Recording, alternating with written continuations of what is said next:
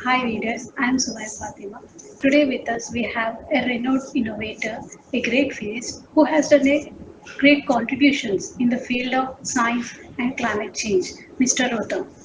Today we are here to discuss his book, Chronology, the Grand Blueprint of Existence. Mr. Rotam, welcome. Thank you so much, Fatima. Uh, Thank you for having me. Thank you, sir.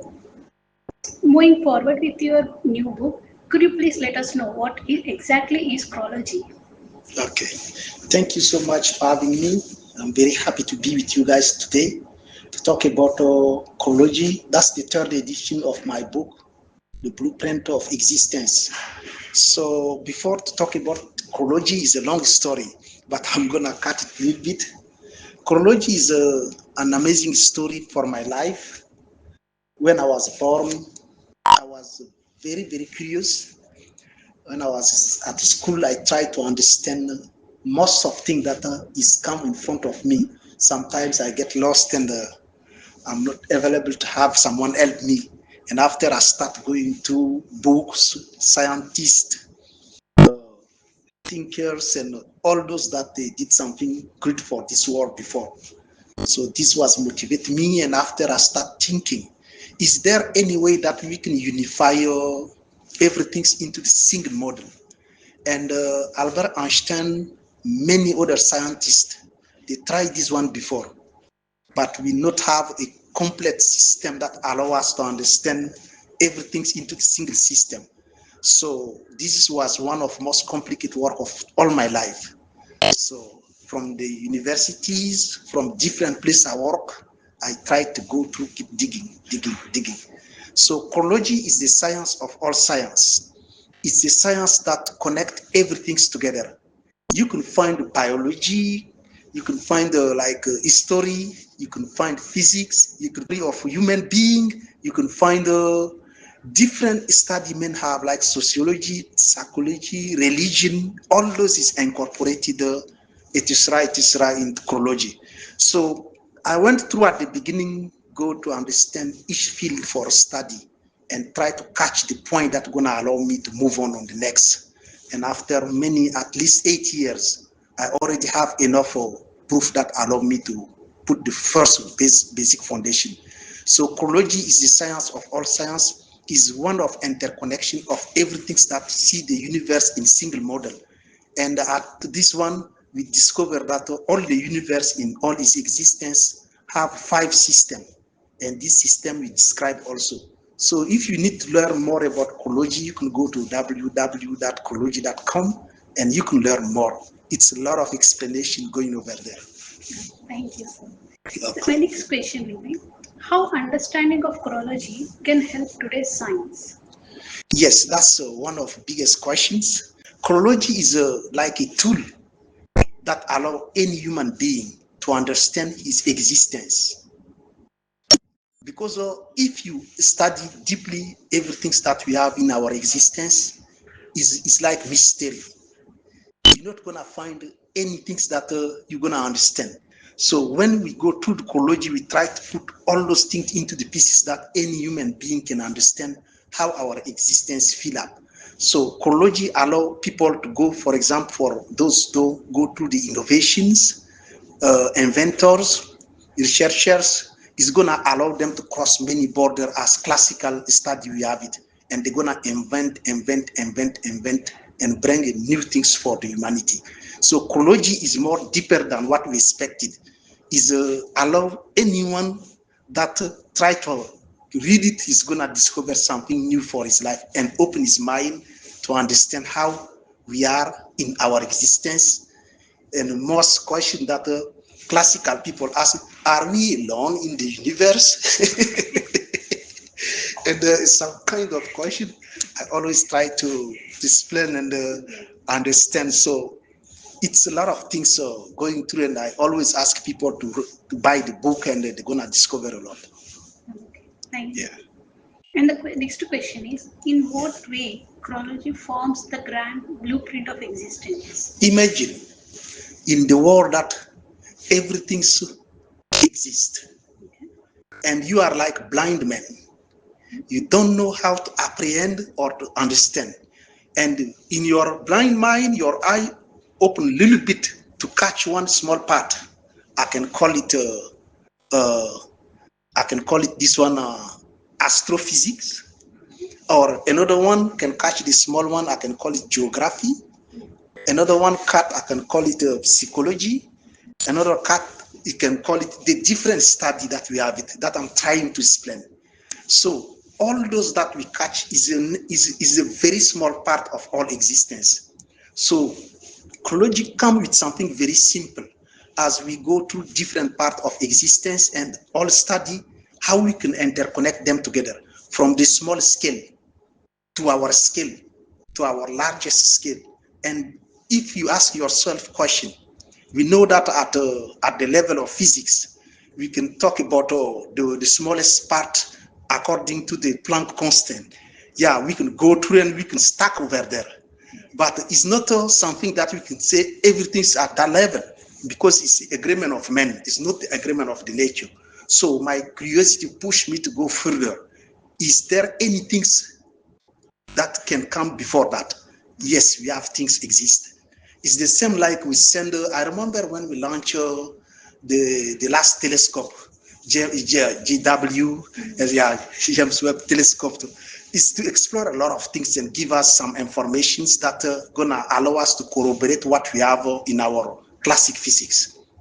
But those gonna discover in the normal way, what they're gonna see is gonna show us some extraordinary things. So when you keep going, this is not gonna be the only picture, but the picture can be understandable, like I say in chronology, is the way all the system is mounted. So from the small scale, you can see the same things the way that you can be in our scale.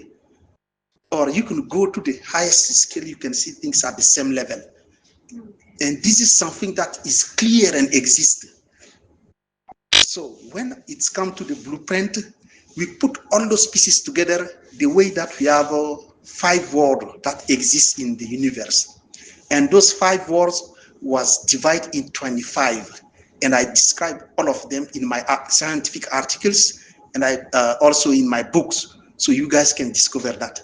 So if you have the blueprint of existence of everything is related to 5 worlds, and after we have the 25, that is the subdivision of all those, and everything exists there. You can find, for example, the work of Albert Einstein. I like this one. Before him, like Newton discovered the gravity, he used the connection between forces, 2 masses, and he described by the formula is working even today.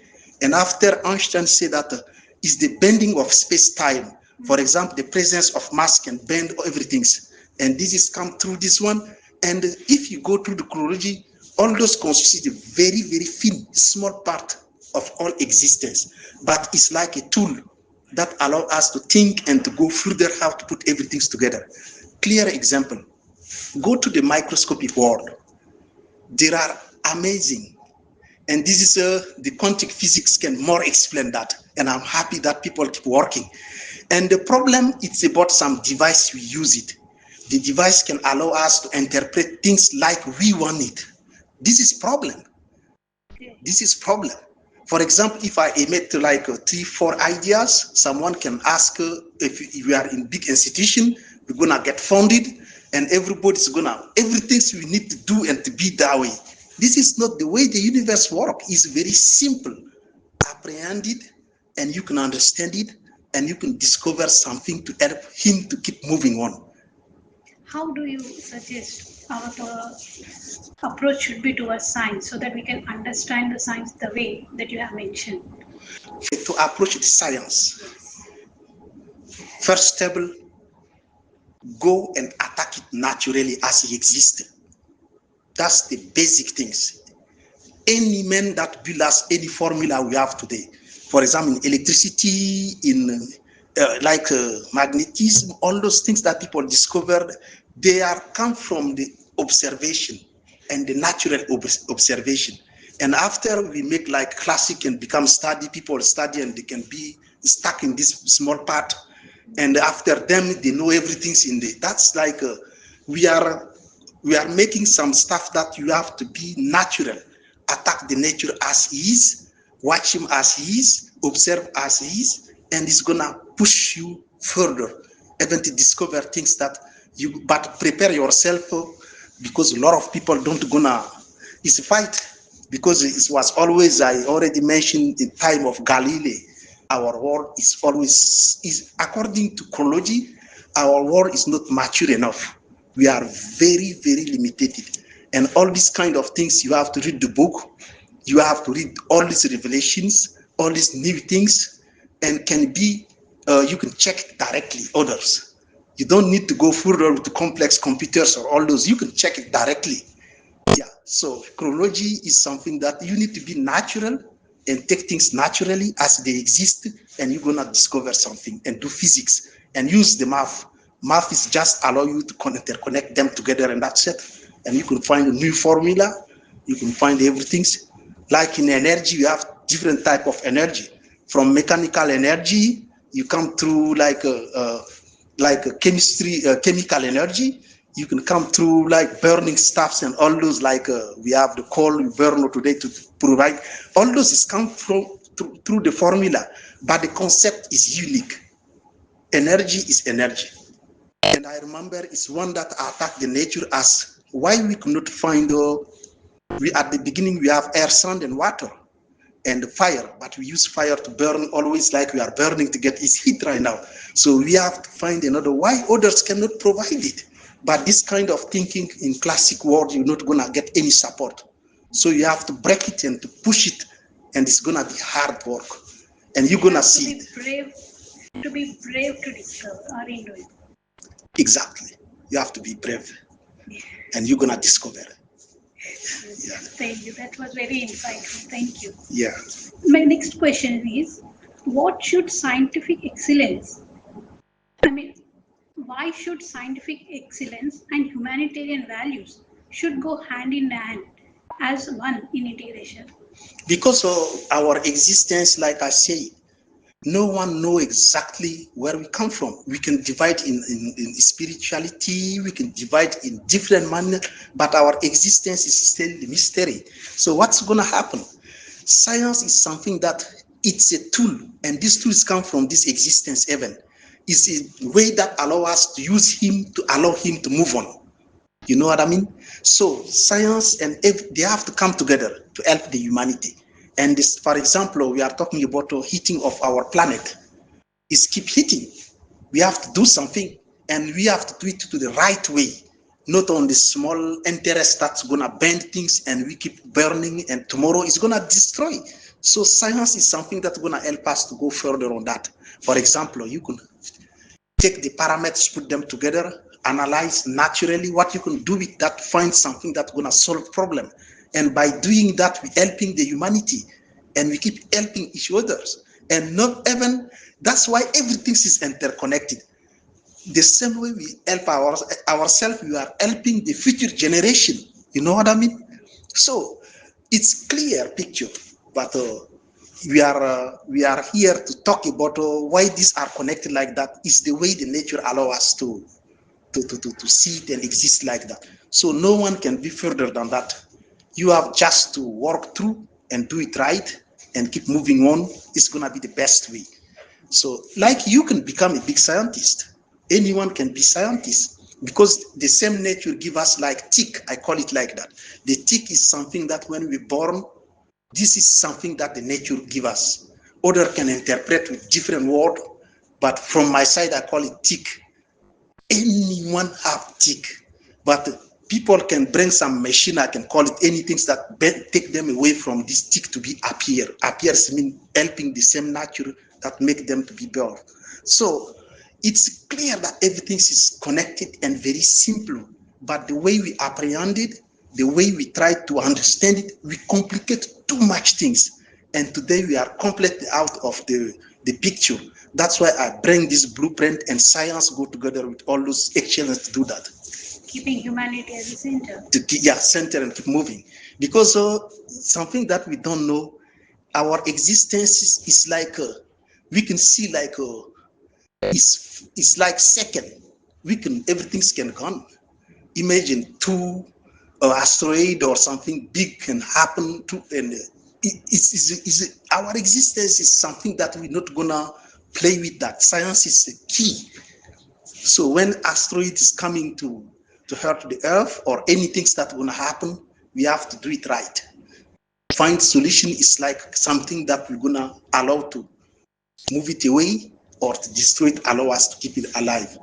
And it's the same like we have to be careful with the humanity also. The way that we scientists, we invented different things that people keep fighting today.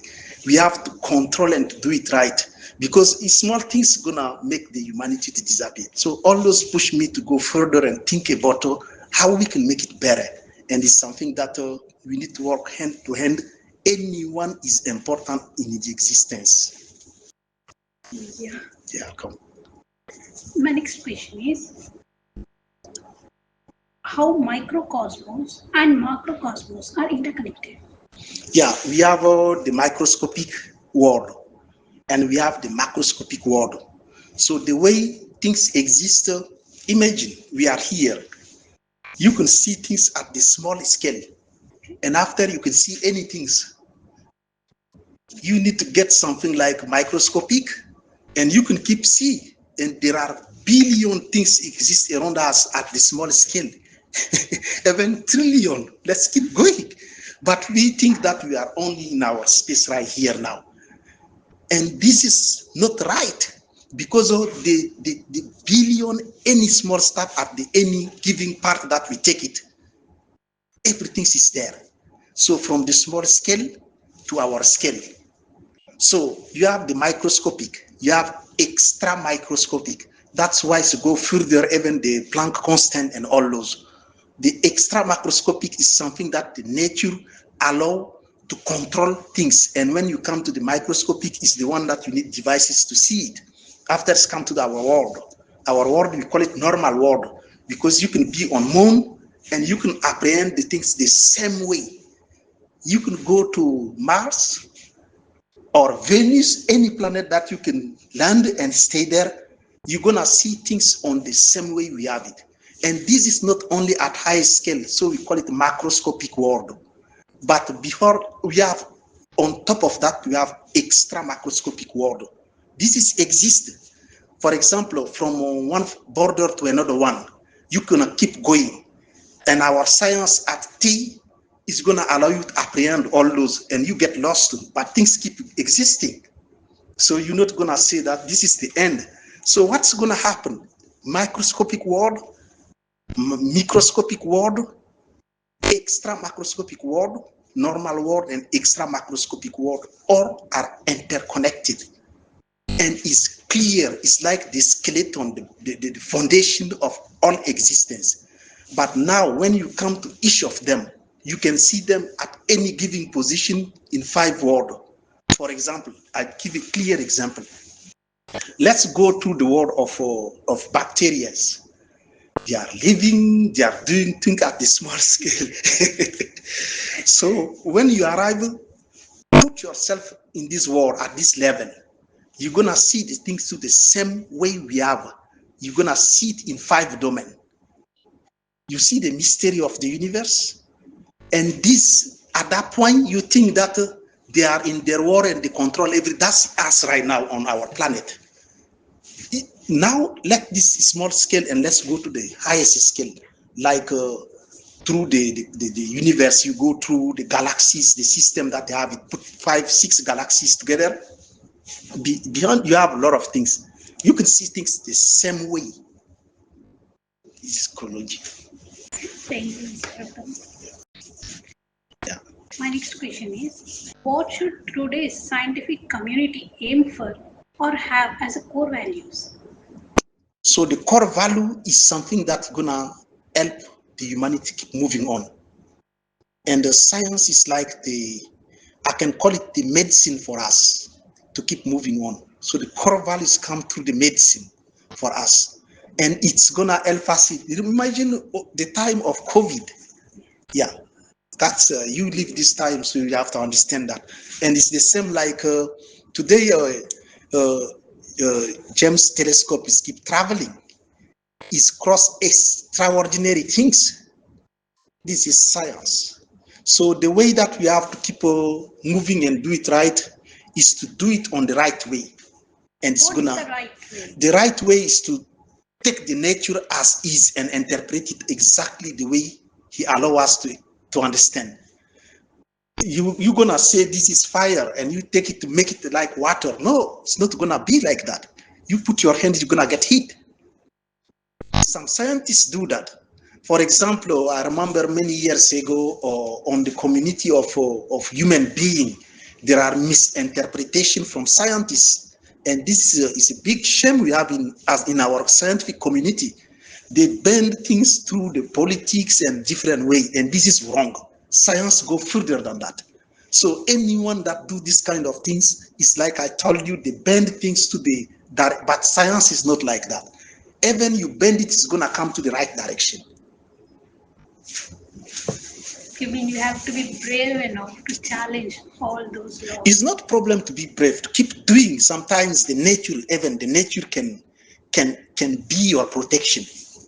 Yeah, I see a lot of scientists. Yeah. My next question. Yeah. You have explained about cosmos in your book. You have explained the interconnection of cosmos, the dark matter, etc. You have also said that the dark matter or the dark energy which we cannot see, is also making the matter. That is the dark matter also matters in the science. Could you please explain on that? The problem of dark matter, you imagine our universe, the most known part is very small. And the dark matter is occupying a huge part of our universe.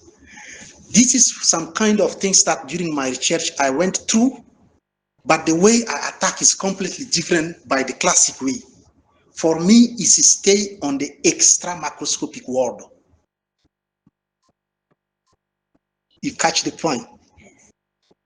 So everything that exists in this one, we scientists today in our community, classically we say that we cannot see it, nothing exists there. It's like an extrapolation. We can keep saying that, but we never know what's inside. But according to chronology, this is stay in the part that the nature built it like that, in the extra macroscopic world, and they are there. And the connection to our world, any input that they have affect everything, but we are unable to understand or to catch this one to explain at any scale. So today we scientists, we keep fighting and look at how we can go through. Even it's hard to catch this point, put it together. There are a lot of theories. I remember a lot of scientists, other get a Nobel Prize on that. They keep explaining these things, but the real problem, we never catch it as we expected, but it's occupied the most part of our universe. And when you go through the chronology, at any given part, you can find the 5 world. And this 5 world is extended, each of them in 5 world. So 5 times 5 is 25 world. And this is the existence of all the picture of everything's put it together. This is go further than Big Bang theory.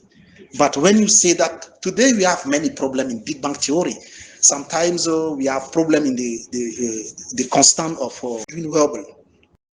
That the nature is very, very clear and simple in its existence. So to catch all those, we have to understand that the dark matter exists in chronology, but you can find in extra macroscopic world. And in this kind of same correlation, you come to the microscopic world. This is at our scale that we see it. But when you come to the small scale, these same things exist after the constant of Planck, like I explained before. You can go through, is an extraordinary world that no one understands. And we can extrapolate, but we divide this one in chronology is extra microscopic world. There are a correlation and a lot of things. So I put all those pieces together. And when I try to interconnect them, I see things clear and explain everything we have in our face today. So it's the way we see it. So see the way they are. The way they are, exactly. Thank you. Yeah, come. My next question is, what should be ethical responsibility of scientists? The ethical responsibility, never bend anything.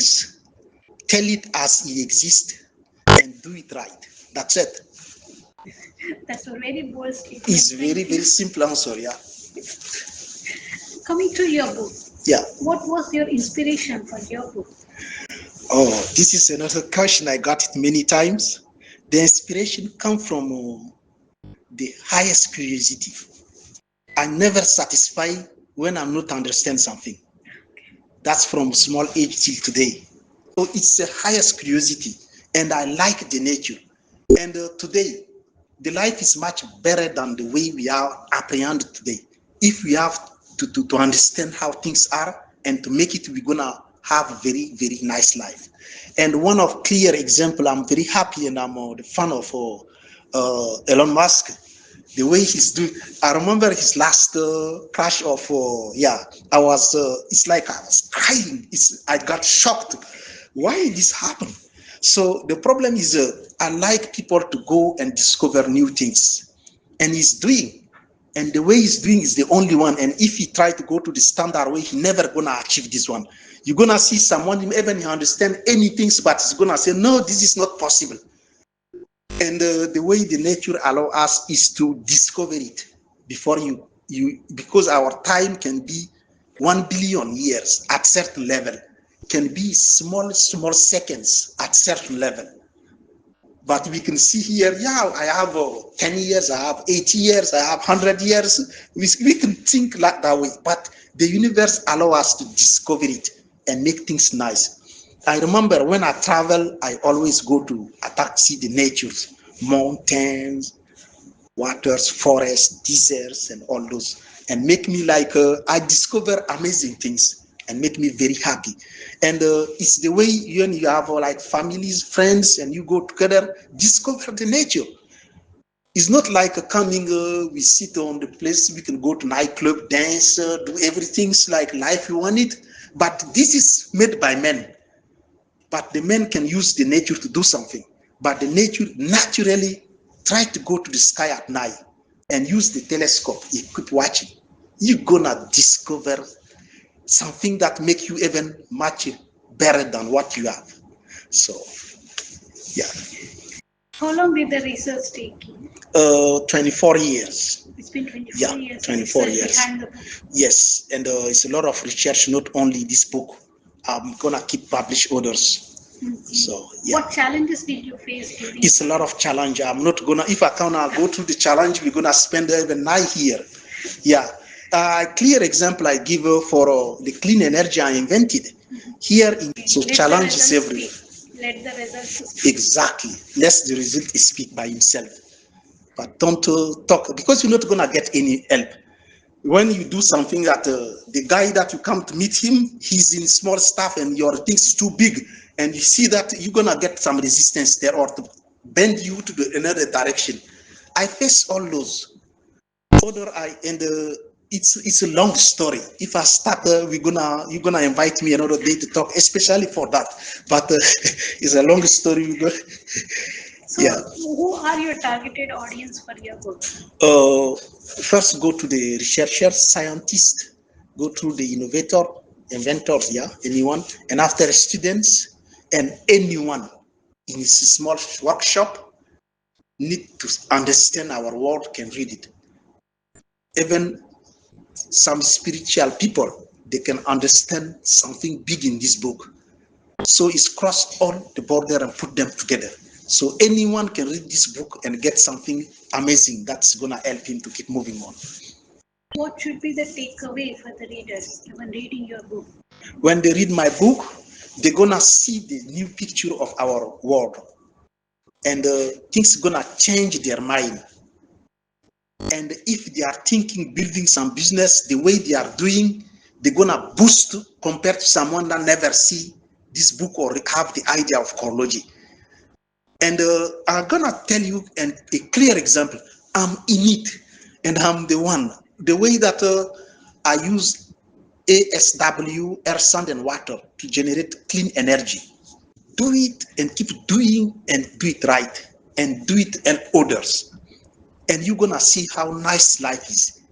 And for example, I got a very strange question in state of New Mexico when I was in conference. Someone asked me, "Are you doing that for black people?" I say, "Why you ask me question like that? Because you are black."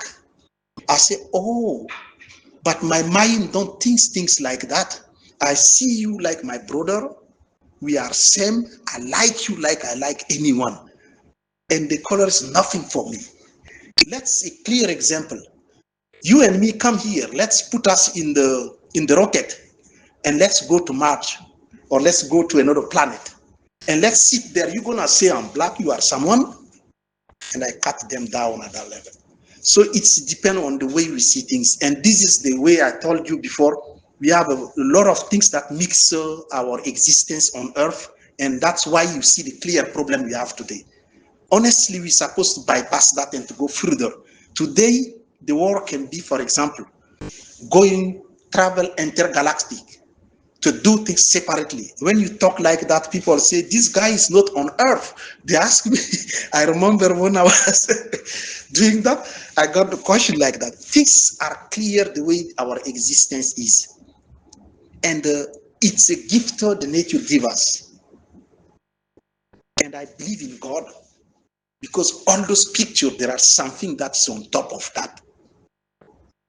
And it's God. And I believe that. And where should I go to? What should I search for if I want to read some of your works? Yeah, you can go to Amazon. You can find it in Amazon. You can find it in Kibo. You can find it it's most of platforms.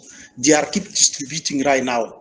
The research that you have done in clean energy. Yeah, you can find it in ResearchGate and other places. Yeah, platform. You can find it directly online.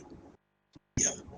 Thank you, Mr. Rotem. Thank you so much. That was Mr. Rotem for you with his brave innovations and suggesting us to be brave enough to think differently and also keep researching and finding your answers.